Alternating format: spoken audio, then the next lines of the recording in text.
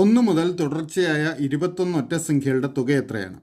ഇവിടെ 1 മുതൽ തുടർച്ചയായ 21 ഒറ്റസംഖ്യകളുടെ തുക കാണണം. അതായത് ആദ്യത്തെ 21 ഒറ്റസംഖ്യകളുടെ തുക. ഇത് കണ്ടുപിടിക്കാൻ നമുക്കൊരു സൂത്രവാക്യമുണ്ട്. ആദ്യത്തെ n ഒറ്റസംഖ്യകളുടെ തുക n സ്ക്വയർ ആണ്. ആദ്യത്തെ n ഒറ്റസംഖ്യകളുടെ തുക n സ്ക്വയർ. അപ്പോൾ ആദ്യത്തെ 21 ഒറ്റസംഖ്യകളുടെ തുക എന്ന് പറയുന്നത് 21ൻ്റെ സ്ക്വയർ കണ്ടുപിടിച്ചാൽ മതി. 21ൻ്റെ സ്ക്വയർ 441. അപ്പോൾ 1 മുതൽ തുടർച്ചയായ 21 ഒറ്റസംഖ്യകളുടെ തുക 451. ശരി ഉത്തരം ഓപ്ഷൻ ബി. ഒരാൾ 6500 രൂപയ്ക്ക് വാങ്ങിയ ഫോൺ 5980 രൂപയ്ക്ക് വിറ്റു. നഷ്ടശതമാനം എത്രയാണ്?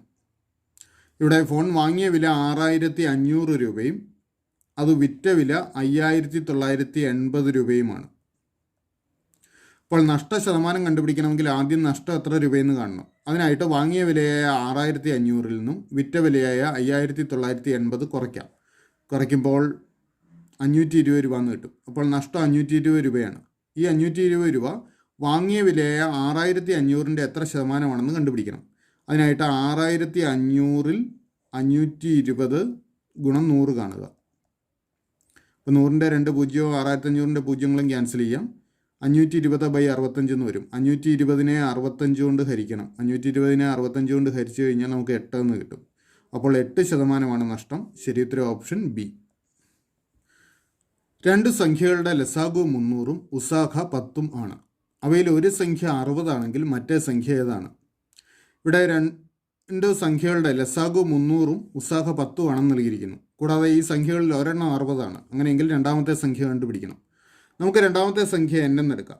അങ്ങനെയെങ്കിൽ ഈ സംഖ്യകളുടെ ഗുണനഫലം, ഒരു സംഖ്യ 60 ആണല്ലോ, 60-ഉം n-ഉം തമ്മിലുള്ള ഗുണനഫലവും ഇവയുടെ ലസാഗു ഉസാഖയും തമ്മിലുള്ള ഗുണനഫലവും തുല്യമായിരിക്കും. ഇപ്പോൾ 60 ഗുണം n എന്നുള്ളത് 300 ഗുണം 10-ന് തുല്യമായിരിക്കും. ഇവിടെ നിന്ന് നമുക്ക് n കണ്ടുപിടിക്കാമല്ലോ. n സമം ഈ 60 കൊണ്ട് ഈ 300 ഗുണം 10-നെ ഹരിച്ചാൽ മതി. 300 ഗുണം 10/60 എന്ന് വരും. നമുക്ക് ഓരോ പൂജ്യങ്ങൾ ക്യാൻസൽ ചെയ്യാം. 300-ൻ്റെ ഒരു പൂജ്യം 60-ൻ്റെ ഒരു പൂജ്യം ക്യാൻസൽ ചെയ്യാം. 30-നെ 6 കൊണ്ട് ഹരിച്ചാൽ 5. അപ്പോൾ 5 ഗുണം 10 50. അപ്പോൾ അടുത്ത സംഖ്യ 50 ആണ്. ശരി ഉത്തരം ഓപ്ഷൻ ബി. 6, 8, 10 എന്നീ സംഖ്യകൾ കൊണ്ട് നിശേഷം ഹരിക്കാവുന്ന ഏറ്റവും ചെറിയ സംഖ്യ ഏത്? ഇവിടെ 6, 8, 10 ഈ സംഖ്യകൾ കൊണ്ട് നിശേഷം ഹരിക്കാവുന്ന ഏറ്റവും ചെറിയ സംഖ്യ കണ്ടുപിടിക്കണം. അത് 6, 8, 10 ഇവയുടെ ലസാഗു അഥവാ LCM ആണ്. അപ്പോൾ 6, 8, 10 ഇവയുടെ ലസാഗു കണ്ടുപിടിക്കാം. അതിനായിട്ട് ഇവയുടെ പൊതുഘടകങ്ങൾ എടുക്കാം. എല്ലാ സംഖ്യകളെയും 2 കൊണ്ട് ഹരിക്കുക. അതുകൊണ്ട് 2 ഘടകമായിട്ട് എടുക്കാം. 6-നെ 2 കൊണ്ട് ഹരിച്ചാൽ 3, 8-നെ 2 കൊണ്ട് ഹരിച്ചാൽ 4, 10-നെ 2 കൊണ്ട് ഹരിച്ചാൽ 5. ഇനി പൊതുഘടകമായിട്ട് 1 മാത്രമേ ഉള്ളൂ. അതുകൊണ്ട് ഇനി ഘടകങ്ങൾ എടുക്കാനില്ല. അതുകൊണ്ട് ലസാഗു കാണാം. ലസാഗു സമം 2 ഗുണം 3 ഗുണം 4 ഗുണം 5 ആണ്. ഗുണിക്കാം. 2, 3, 6, 4, 5, 20. അപ്പോൾ 6 ഗുണം 20 എന്ന് വരും. അതായത് 120. അപ്പോൾ ഇവയുടെ ലസാഗു 120. നമുക്ക് വേണ്ട സംഖ്യ 120. ശരി ഉത്തരം ഓപ്ഷൻ എ. 90 km/മണിക്കൂർ വേഗത്തിലോടുന്ന ഒരു വാഹനം 1 സെക്കൻഡിൽ എത്ര ദൂരം ഓടും? ഇവിടെ 90 km/മണിക്കൂർ വേഗത്തിലോടുന്ന ഒരു വാഹനം 1 സെക്കൻഡിൽ എത്ര ദൂരം ഓടുമെന്ന് കണ്ടുപിടിക്കണം. തന്നിരിക്കുന്ന ഓപ്ഷൻസ് എല്ലാം മീറ്ററിലാണ്. അതുകൊണ്ട് 1 സെക്കൻഡിൽ ഈ വാഹനം എത്ര മീറ്റർ സഞ്ചരിക്കും എന്ന് കണ്ടുപിടിച്ചാൽ മതി. അപ്പോൾ km/മണിക്കൂറിൽ തന്നിരിക്കുന്ന അളവിനെ മീറ്റർ/സെക്കൻഡിലേക്ക് മാറ്റിയാൽ മതി. km/മണിക്കൂറിൽ തന്നിരിക്കുന്ന അളവിനെ മീറ്റർ/സെക്കൻഡിലേക്ക് മാറ്റുന്നതിനുള്ള എളുപ്പമാർഗ്ഗം അതിനെ 18 കൊണ്ട് ഗുണിക്കുക എന്നുള്ളതാണ്. ഓർക്കുക, km/മണിക്കൂറിൽ തന്നിരിക്കുന്ന അളവിനെ മീറ്റർ/സെക്കൻഡിലേക്ക് മാറ്റാനായിട്ട് അതിനെ 18 കൊണ്ട് ഗുണിക്കാം. അപ്പോൾ 90-നെ 18 കൊണ്ട് ഗുണിക്കുക. 90-നെ 18-നെ 9 കൊണ്ട് ഹരിക്കാം. 90-നെ 9 കൊണ്ട് ഹരിക്കുമ്പോൾ 10, 18-നെ 9 കൊണ്ട് ഹരിക്കുമ്പോൾ 2. അപ്പോൾ 10, 5, 50/2 എന്ന് വരും. അതായത് 25. അപ്പോൾ 25 മീറ്റർ/സെക്കൻഡാണ് വേഗത. അതായത് 1 സെക്കൻഡിൽ 25 മീറ്റർ സഞ്ചരിക്കും. അപ്പോൾ ശരി ഉത്തരം ഓപ്ഷൻ ഡി, 25 മീറ്റർ. 1000-ൻ്റെ വർഗ്ഗത്തിൽ 1 കഴിഞ്ഞ് എത്ര പൂജ്യങ്ങളുണ്ടാവും? നമുക്കിവിടെ 1000-ൻ്റെ വർഗ്ഗത്തിൽ 1-ന് ശേഷമുള്ള പൂജ്യങ്ങളുടെ എണ്ണം കണ്ടുപിടിക്കണം. നോക്കുക, 1000-ൽ 1-ന് ശേഷം അല്ലെങ്കിൽ 1000-ൻ്റെ അവസാന ഭാഗത്തുള്ള പൂജ്യങ്ങളുടെ എണ്ണം 3 ആണ്. അപ്പോൾ ഇതിൻ്റെ വർഗ്ഗം എടുക്കുമ്പോൾ അതിൻ്റെ അവസാന ഭാഗത്ത് ഈ 3-ൻ്റെ ഇരട്ടി 6 പൂജ്യങ്ങളുണ്ടാവും. അപ്പോൾ 1000-ൻ്റെ വർഗ്ഗത്തിൽ 1-ന് ശേഷമുള്ള പൂജ്യങ്ങളുടെ എണ്ണം 6 ആണ്. ശരി ഉത്തരം ഓപ്ഷൻ സി. 1000-ൻ്റെ വർഗ്ഗം വരുമ്പോൾ 1-ൻ്റെ വർഗ്ഗം എഴുതുക. അതിന് ശേഷം 6 പൂജ്യങ്ങൾ കൊടുത്താൽ മതി.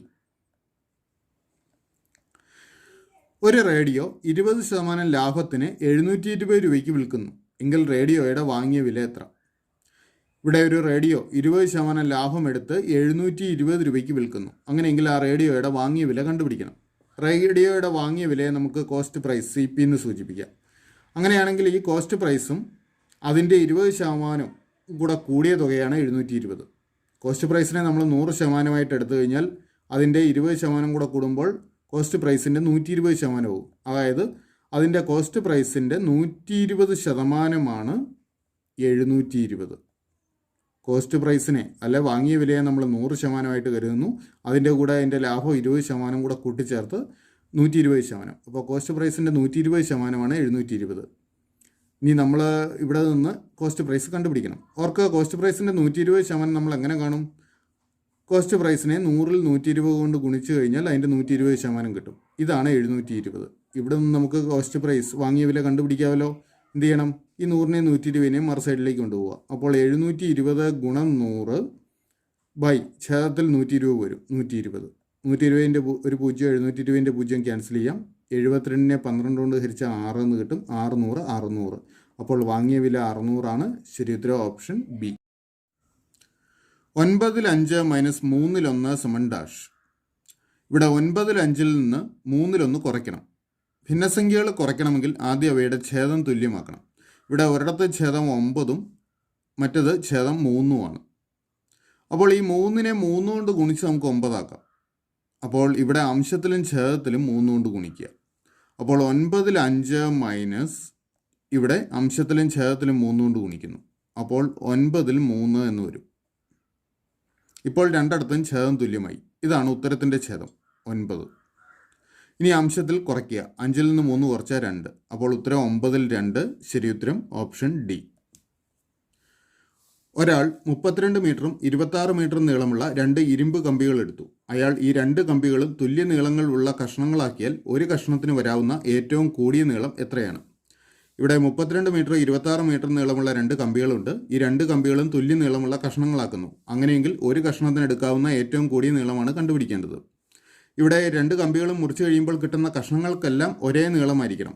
അതുകൊണ്ട് ഒരു കഷ്ണത്തിൻ്റെ നീളം എന്നത് ഈ 32നെയും 26നെയും ഹരിക്കാൻ പറ്റുന്ന ഒരു സംഖ്യ അല്ലെങ്കിൽ 32ൻ്റെയും 26ൻ്റെയും ഒരു പൊതു ഘടകമായിരിക്കണം. ഇനി അങ്ങനെ ഉള്ള ഏറ്റവും കൂടിയ നീളമാണ് നമുക്ക് എടുക്കേണ്ടത്. അതുകൊണ്ട് 32ൻ്റെയും 26ൻ്റെയും ഏറ്റവും വലിയ പൊതു ഘടകം അല്ലെങ്കിൽ ഉസാഖ കണ്ടുപിടിച്ചാൽ മതി. അപ്പോൾ 32ൻ്റെയും 26ൻ്റെയും ഉസാഖ അഥവാ HCF കാണുന്നതിനായിട്ട് നമുക്ക് അവയുടെ പൊതു ഘടകങ്ങൾ എടുക്കാം. ഓർക്കുക 2 കൊണ്ട് ഹരിക്കാം. 32നെ 2 കൊണ്ട് ഹരിച്ചാൽ 16, 26നെ 2 കൊണ്ട് ഹരിച്ചാൽ 13. ഇനി പൊതുവായ ഘടകം 1 മാത്രമേ ഉള്ളൂ, അത് എടുക്കേണ്ടതില്ല. അപ്പോൾ ഉസാഖ 2. അപ്പോൾ ഏറ്റവും കൂടിയ നീളം 2 മീറ്ററാണ്. ശരി ഉത്തരം ഓപ്ഷൻ ബി. 108 കിലോമീറ്റർ പെർ മണിക്കൂർ വേഗതയിൽ ഓടുന്ന ഒരു തീവണ്ടി ഒരു വൈദ്യുതി പോസ്റ്റിനെ കടന്നുപോകാൻ എടുക്കുന്ന സമയം 30 സെക്കൻഡ് ആണെങ്കിൽ തീവണ്ടിയുടെ നീളം എത്ര? ഇവിടെ ഒരു തീവണ്ടി ഒരു വൈദ്യുതി പോസ്റ്റിനെ കടന്നുപോകാൻ 30 സെക്കൻഡ് സമയമെടുക്കുന്നു. അങ്ങനെയെങ്കിൽ ആ തീവണ്ടിയുടെ നീളം കണ്ടുപിടിക്കണം. തീവണ്ടി ഒരു വൈദ്യുതി പോസ്റ്റിനെ കടന്നുപോകാൻ തീവണ്ടിയുടെ നീളത്തിൻ്റെ അത്രയും ദൂരം സഞ്ചരിക്കണം. അപ്പോൾ ഈ 30 സെക്കൻഡ് കൊണ്ട് തീവണ്ടി സഞ്ചരിക്കുന്ന ദൂരം കണ്ടുപിടിച്ചാൽ തീവണ്ടിയുടെ നീളം കിട്ടും. ഇവിടെ തീവണ്ടിയുടെ വേഗത 108 കിലോമീറ്റർ പെർ മണിക്കൂറാണ്. അതിനെ നമുക്ക് മീറ്റർ പെർ സെക്കൻഡിലേക്ക് മാറ്റാം. അതിനായിട്ട് 18ൽ 5 കൊണ്ട് ഗുണിക്കുക. 108നെ 18 കൊണ്ട് ഹരിച്ചു കഴിഞ്ഞാൽ 6 എന്ന് കിട്ടും. 6 5 30. അപ്പോൾ 30 മീറ്റർ പെർ സെക്കൻഡാണ് തീവണ്ടിയുടെ വേഗത. അതായത് ഒരു സെക്കൻഡിൽ ഈ തീവണ്ടി 30 മീറ്റർ സഞ്ചരിക്കും. അപ്പോൾ 30 സെക്കൻഡ് സമയം കൊണ്ടോ 30 സെക്കൻഡ് സമയം കൊണ്ട് തീവണ്ടി സഞ്ചരിക്കുന്ന ദൂരം കാണാൻ 30 ഗുണം 30 കാണുക. അഥവാ 900 മീറ്ററാണ് തീവണ്ടി സഞ്ചരിക്കുന്ന ദൂരം. അതായത് തീവണ്ടിയുടെ നീളം 900 മീറ്ററാണ്. ശരി ഉത്തരം ഓപ്ഷൻ സി. ഒരാൾ 6000 രൂപയ്ക്ക് വാങ്ങിയ ഒരു മൊബൈൽ ഫോൺ 4200 രൂപയ്ക്ക് വിറ്റു. നഷ്ടശതമാനം എത്ര? ഇവിടെ 6000 രൂപയ്ക്ക് ഒരു ഫോൺ വാങ്ങി അത് 4200 രൂപയ്ക്ക് വിൽക്കുന്നു. അപ്പോൾ നഷ്ടശതമാനം കണ്ടുപിടിക്കണം. നഷ്ടശതമാനം കാണുന്നതിനായിട്ട് ആദ്യം നഷ്ടം എത്ര രൂപയെന്ന് കണ്ടുപിടിക്കണം. അതിനായിട്ട് വാങ്ങിയ വിലയിൽ നിന്നും വിറ്റ വില കുറയ്ക്കുക. വാങ്ങിയ വില 6000 6000ത്തിൽ നിന്നും വിറ്റ വിലയായ 4200 കുറയ്ക്കാം. അപ്പോൾ 1800 എന്ന് കിട്ടും. അതായത് നഷ്ടം 1800 രൂപയാണ്. ഇനി നഷ്ടശതമാനം കാണുന്നതിന് ഈ നഷ്ടമായ 1800 രൂപ വാങ്ങിയ വിലയായ 6000ത്തിൻ്റെ എത്ര ശതമാനമെന്ന് കാണണം. അതിനായിട്ട് 6000ത്തിൽ 1800 ഗുണം 100 കാണുക. നമുക്ക് 1800ൻ്റെ 2 പൂജ്യങ്ങളും 6000ത്തിൻ്റെ 2 പൂജ്യങ്ങളും ക്യാൻസൽ ചെയ്യാം. ഇനി 100ൻ്റെ ഒരു പൂജ്യവും 60ൻ്റെ ഒരു പൂജ്യവും ക്യാൻസൽ ചെയ്യാം. 18നെ 6 കൊണ്ട് ഹരിക്കാം. അപ്പോൾ 3 എന്ന് കിട്ടും. 3 ഗുണം 10 30. അപ്പോൾ നഷ്ടം 30%. ശരി ഉത്തരം option C. Root of 248 plus root of 51 plus root of 169 സമൻ ഡാഷ്. അപ്പോൾ ഇവിടെ ഈ റൂട്ടിന് നൽകിയിരിക്കുന്നത് ശ്രദ്ധിക്കുക. ഒരു റൂട്ടിനകത്താണ് അടുത്ത റൂട്ട്, അതിനകത്ത് അടുത്ത റൂട്ട്. അപ്പോൾ ഇങ്ങനെയുള്ള ചോദ്യങ്ങളിൽ നമ്മൾ ഏറ്റവും അകത്തുള്ള സ്ക്വയർ റൂട്ടിൻ്റെ വാല്യൂ ആദ്യം കാണണം. അതായത് റൂട്ട് ഓഫ് 169ൻ്റെ വാല്യൂ ആദ്യം കാണണം. 169ൻ്റെ സ്ക്വയർ റൂട്ട് എന്ന് പറയുന്നത് 13 കാരണം 13ൻ്റെ സ്ക്വയർ ആണ് 169. ഇനി ചെയ്യേണ്ടത് ഈ 51ഉം 13ഉം കൂടെ കൂട്ടുക, 64 ആയി. അപ്പോൾ ഈ ഭാഗം റൂട്ട് ഓഫ് 64 എന്ന് വരും. നമുക്കറിയാം റൂട്ട് ഓഫ് 64 8 ആണ്. ഇനി 248ൻ്റെ കൂടെ 8ഉം കൂടെ ചേർക്കുക. അപ്പോൾ ഇത് റൂട്ട് ഓഫ് 256 ആവും. 248ഉം ഇത്രയും ഭാഗത്തിൻ്റെ വാല്യൂ 8ഉം കൂടെ ചേർക്കുമ്പോൾ റൂട്ട് ഓഫ് 256. 256ൻ്റെ സ്ക്വയർ റൂട്ട് 16. അപ്പോൾ ശരി ഉത്തരം ഓപ്ഷൻ സി 16. 7ൻ്റെ ആദ്യത്തെ 5 ഗുണിതങ്ങളുടെ ശരാശരി എത്ര? ഇവിടെ 7ൻ്റെ ആദ്യത്തെ 5 ഗുണിതങ്ങളുടെ ശരാശരി കാണണം. 7ൻ്റെ ആദ്യത്തെ 5 ഗുണിതങ്ങൾ എന്ന് പറഞ്ഞാൽ 7, 14, 21, 28, 35 ഇവയാണ്. സാധാരണഗതിയിൽ ഇവയുടെ ശരാശരി കാണണമെങ്കിൽ ഈ 5 സംഖ്യകളും കൂട്ടി അതിനെ 5 കൊണ്ട് ഹരിക്കണം. ആ തുകയെ 5 കൊണ്ട് ഹരിക്കണം. പക്ഷെ നമുക്കിവിടെ മറ്റൊരു എളുപ്പമാർഗ്ഗം ഉപയോഗിക്കാം. നോക്കുക, 7നോട് 7 കൂട്ടിയാൽ 14 കിട്ടും, 14നോട് 7 കൂട്ടിയാൽ 21 കിട്ടും. അങ്ങനെ 7 വീതം കൂടിക്കൂടി വരുന്ന ഒരു സംഖ്യാശ്രേണിയാണിത്. അല്ലെങ്കിൽ പൊതുവ്യത്യാസം 7 ആയിട്ടുള്ള ഒരു സമാന്തര ശ്രേണിയാണിത്. അപ്പോൾ സമാന്തര ശ്രേണിയിലെ തുടർച്ചയായ പദങ്ങളുടെ ശരാശരി കാണാൻ അതിലുള്ള മധ്യത്തിലുള്ള പദം എടുത്താൽ മതി. ഓർക്കുക, സമാന്തര ശ്രേണിയിലെ തുടർച്ചയായ പദങ്ങളുടെ ശരാശരി കാണാൻ അവയിലെ മധ്യത്തിലുള്ള പദം എടുത്താൽ മതി. അപ്പോൾ ഈ 5 സംഖ്യകളുടെ ശരാശരി എന്ന് പറയുന്നത് ഇവയിലെ മധ്യത്തിലുള്ള പദമായ 21 ആണ്. അപ്പോൾ നമുക്ക് വേണ്ട ഉത്തരം 21. ശരി ഉത്തരം ഓപ്ഷൻ ഡി.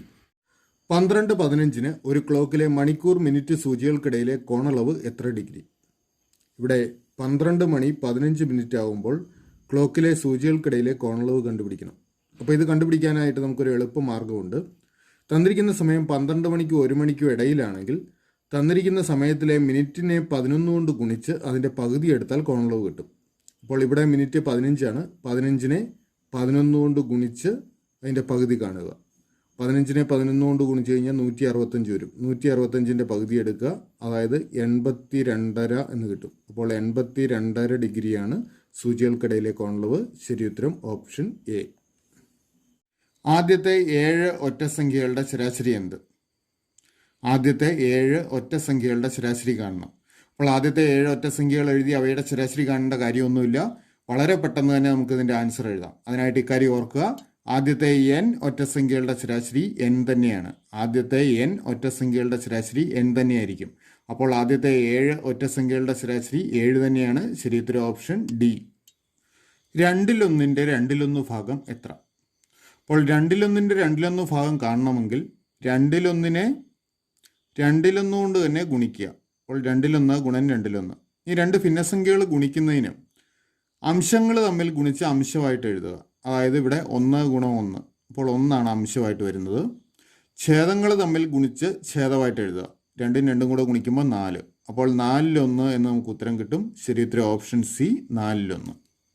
ആദ്യത്തെ 100 എണ്ണൽ സംഖ്യകളുടെ ശരാശരി എത്ര? ആദ്യത്തെ 100 എണ്ണൽ സംഖ്യകളുടെ ശരാശരി കാണാൻ നമുക്കൊരു സൂത്രവാക്യം ഉപയോഗിക്കാം. ആദ്യത്തെ n എണ്ണൽ സംഖ്യകളുടെ ശരാശരി n+1/2 ആണ്. ഓർക്കുക, ആദ്യത്തെ n എണ്ണൽ സംഖ്യകളുടെ ശരാശരി n+1/2 ആണ്. അപ്പോൾ ആദ്യത്തെ 100 എണ്ണൽ സംഖ്യകളുടെ ശരാശരി കാണാൻ 100നോട് 1 കൂട്ടുക. 100നോട് 1 കൂട്ടിയാൽ 101 വരും. 101ൻ്റെ പകുതി 101/2. 100ൻ്റെ പകുതി 50 ആണ്. 1ൻ്റെ പകുതി 0.5 ആണ്. അപ്പോൾ 50.5 എന്ന് വരും. ശരി ഉത്തരം ഓപ്ഷൻ ബി. 20 പേരുള്ള ഒരു വരിയിൽ അപ്പു മുന്നിൽ നിന്ന് 8ാമതാണ്. പിന്നിൽ നിന്ന് അപ്പുവിൻ്റെ സ്ഥാനം എത്ര? ഇവിടെ വരിയിൽ ആകെ 20 പേരാണുള്ളത്. അപ്പു ഫ്രണ്ടിൽ നിന്ന് 8ാമതാണ്. അപ്പോൾ ഫ്രണ്ടിൽ നിന്ന് എണ്ണുമ്പോൾ 8ാമത്തെ ആളാണ് അപ്പു. അപ്പോൾ ഫ്രണ്ടിൽ നിന്ന് അപ്പു വരെ 8 പേരേ ഉള്ളൂ. ആകെ 20 പേരുണ്ടല്ലോ. അപ്പോൾ അപ്പുവിന് പുറയിലുള്ള ആൾക്കാരുടെ എണ്ണം എത്രയാണ്? 20ൽ നിന്ന് 8 കുറച്ചാൽ മതി. 20ൽ നിന്ന് 8 കുറച്ച് കഴിഞ്ഞാൽ 12 പേര്. അപ്പോൾ അപ്പുവിന് പുറകിൽ 12 പേരുണ്ട്. അപ്പോൾ ഇനി പുറകിൽ നിന്ന് എണ്ണിയാലോ? പുറകിൽ നിന്ന് എണ്ണി കഴിഞ്ഞ് കഴിഞ്ഞാൽ ഈ 12 പേർക്ക് ശേഷം അടുത്തയാളായിട്ട്, അതായത് 13ാമത്തെ ആളായിട്ടായിരിക്കും അപ്പു നിൽക്കുക. അപ്പോൾ പുറകിൽ നിന്നുള്ള അപ്പുവിൻ്റെ സ്ഥാനം 13 ശരി ഉത്തരം ഓപ്ഷൻ എ 13. 0, 3, 10, 21 ഡാഷ് ഈ ശ്രേണിയിലെ അടുത്ത സംഖ്യ ഏത്? നമുക്ക് ആദ്യം ഈ ശ്രേണിയിൽ നിലവിലുള്ള സംഖ്യകൾ തമ്മിലുള്ള ബന്ധം ഒന്ന് നോക്കാം. ഓർക്കുക, 0ൻ്റെ കൂടെ 3 കൂട്ടിക്കഴിഞ്ഞ് കഴിഞ്ഞാൽ 3 ആകും. 3ൻ്റെ കൂടെ 7 കൂട്ടിക്കഴിഞ്ഞാൽ 10 കിട്ടും.